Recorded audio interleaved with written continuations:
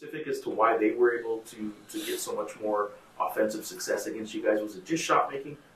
It's a big part of it. I mean, even watching the game back the first time, like I think our defensive performance up there was, a little bit inflated or deflated, however you want to view it, relative to them just missing some open shots. I think the same thing for us. Like it was just, I think both teams just missed some shots from guys that could shoot it pretty well, and this time was a big difference both ways. I mean, that's not all of it, obviously, but that was a lot of it.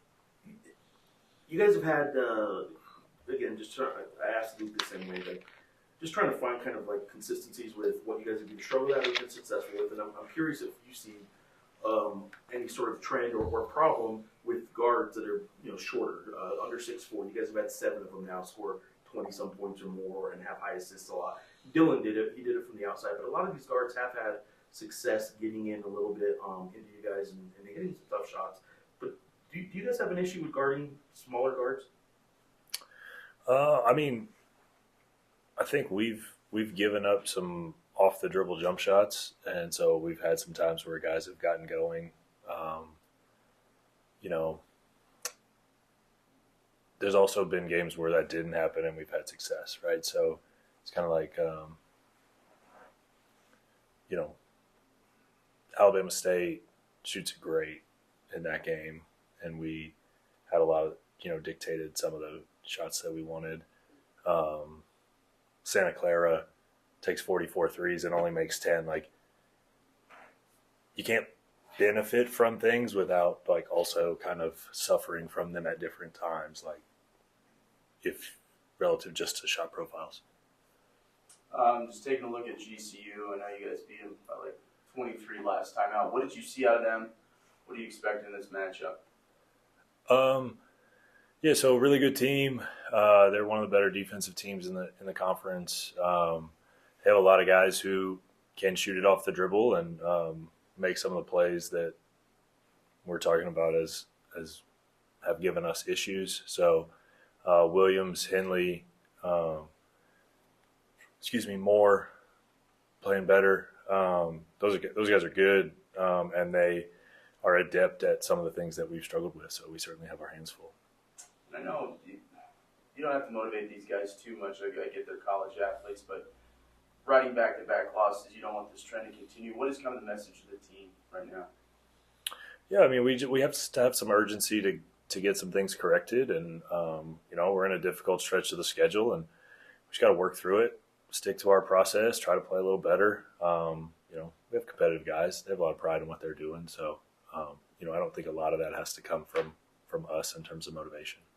Yeah, and then going to an arena very hostile, similar to the Pit with the rabid fan base. Kind of talk about going into that atmosphere, energy in that building, and what that could be like for the team. Yeah, it's a great opportunity for us. Terrific college atmosphere against a really good team on the road. Quad one opportunity, like even in the standings relative to the loss column in the conference. Competing for placement or seeding or so it's a huge game, great opportunity, and I expect us to be ready to go. You used the word urgency. That's a word that I asked Luke a question about. His game Saturday was, in my mind, kind of like the epitome of a senior who's got one last run to go, and he'll put the team on his back if he has to in a game like that, and he did. Do you feel in any way that there was a lack of urgency from other players, not just Saturday, but maybe last week, in those last 3 games? Any lack of urgency from other guys?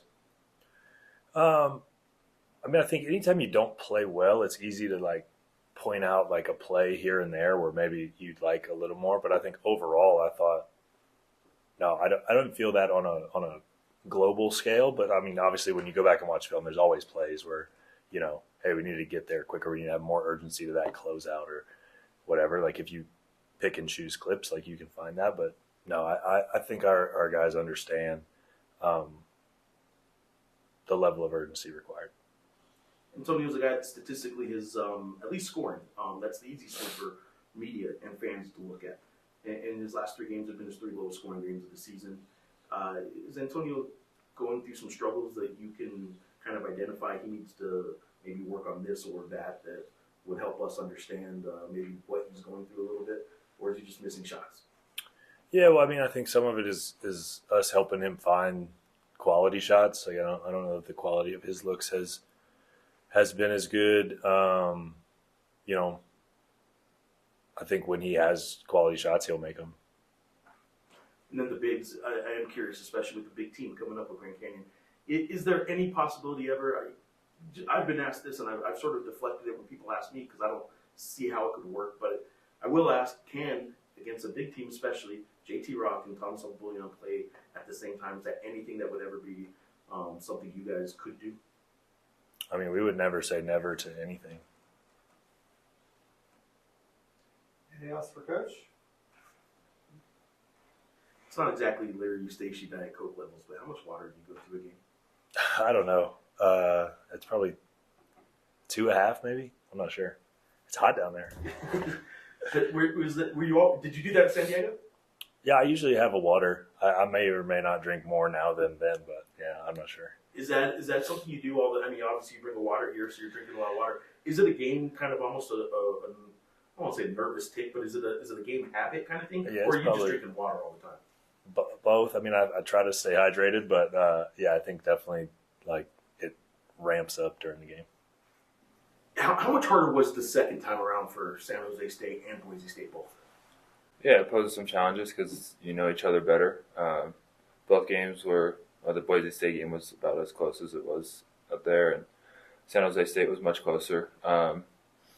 Yeah, they're great. Every team in this conference is good, regardless of their record. There's talented players, so we're gonna have to make adjustments that maybe we didn't have to do in the first game, which is definitely a challenge. Your last 3 games defensively, the points per possession has been pretty high that you guys have allowed, and I'm curious if that's something you can kind of point to and identify as to why that's happening, or if it's just a matter of them hitting shots. Yeah, I think there's definitely some stuff we could fix. I'm not sure exactly what those are yet. We're going to be looking at those on film today and kind of lean on the coaches for that a little bit. But then again, there was also some shot making that isn't always in our control that happened. But again, we're going to look at all that today and get better at it this week. You're a veteran. This is last go round. College basketball is weird. I don't really even know what the last go round is anymore. But assuming this is your last go round, a game like Saturday looks like a game that a senior plays and kind of tries to carry the team on his shoulders and on his back as much as he can. Do you get the sense in any way that other teammates need to sort of follow along with that same kind of, I guess, commitment and energy and urgency? I don't think there's a lack of any of those things within our team. I think some guys are going to have better games than others certain days. I'd like for myself to be more consistent, all of us to be more consistent. I think that's always the goal, is to have a high level of basketball and not have the peaks and valleys within a team. But yeah, I think everybody's working hard, trying to be as consistent as they can, and it doesn't always happen. But yeah, that's kind of where I'm at there. I know you kind of spoke to it after the game that you guys still have everything in front of you. I'm just curious, back-to-back losses. What is the mood in the locker room? I know you guys are college athletes, you're motivated, but what is the mood in the locker room? Yeah, definitely after the game is a little down. Nobody likes losing. It's not why you come out here to play, but I think we're motivated. I think that's something that I've had to learn throughout my career, and something that we've tried to do as a team is just take the loss. I'm sad, disappointed, mad, whatever you want to call it, the night of, maybe the next day, and then when it's time to get back to work and get better, that's what we do. And I think that's what makes great teams great. For sure, and I know last time you guys played GC, I think you beat about like 23, but what are some takeaways? What did you see out of them? What stood out? What you kind of spoke to what you could expect type deal, but what did you see out of them? Yeah, especially in that first half, we saw some really, really great shot making from them. That's why it stayed close. And then I think ultimately we kind of wore them down a little bit. So we just got to continue to play hard and, like I said, make some changes defensively and see if we can have the same result this next game. For sure. So obviously that arena is going to be hostile. Mm-hmm. Hostile territory, kind of known like the pit, rabid fans. Kind of talk about going into that environment and Yeah, I'm excited for it. I think when I play, I don't really hear what the crowd's saying. I just kind of feel the energy. So obviously it's going to be hostile. They're going to be making noise when they need something good to happen.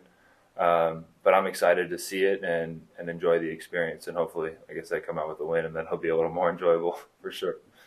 It's been 24 games in, 7, just trying to track down kind of maybe what you guys have either struggled with or been really good against. You guys have struggled against 7 guards that have been under 6'4", so 6'3" and shorter. There have been 7 guards that have scored 25 or more points against you guys. Dylan Andrews being one of them the other night. Are you guys? Is there a problem in any way with, I guess, preventing those guards from being able to get in the lane and kind of have the night like Dylan had, both scoring and assist-wise?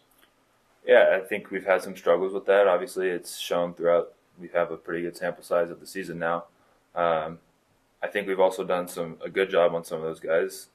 Last game wasn't our best opportunity, but sometimes it's holding them to a poor shooting percentage. That those guys like that are going to get their shots up and going to get their points a lot of times.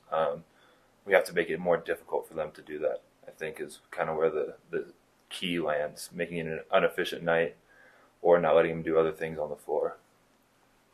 With the fan base that cares, a 2-week or a 2-game losing streak, especially at home, is going to get a lot of people pretty upset. A lot of people are not happy around town. They're Lobo fans right now. They shouldn't be happy. And you guys aren't happy. But I'm curious how much of that does get back into the locker room. Do you guys talk at all about the fact that there's social media is what it is, and there's an upset fan base right now? Yeah, I think we're all aware that there's an upset fan base, even if we don't hear the outside noise. We understand the expectations it takes to play here, and it hurts us as much as it hurts them that we're losing these games. So I don't want this fan base to think that it's a lack of care from this team, because it's definitely not. And like I said, we're trying to turn things around. We still have a lot of basketball ahead of us, and everything that the fans want us to accomplish, we want to accomplish ourselves just as bad. So we're going to get better, and we're going to continue to work.